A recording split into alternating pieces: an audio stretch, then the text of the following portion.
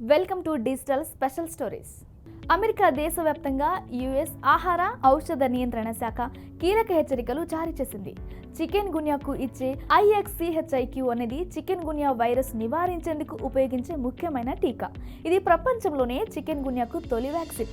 ఈ టీకాతో ఇటీవల తీవ్ర దుష్ప్రభావాలు ఎదురవుతున్న నేపథ్యంలో food and drug administration, centre for disease control and prevention 60 ఏళ్లు పైబడిన వారిని హెచ్చరించింది.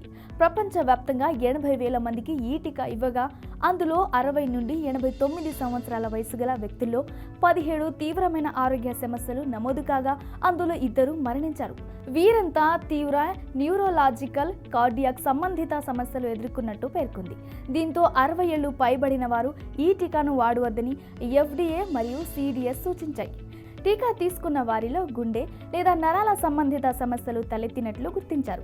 ముఖ్యంగా 62 నుంచి 89 ఏళ్ల మధ్య వయసున్న వారిలో ప్రభావం తీవ్రంగా ఉందని వివరించింది.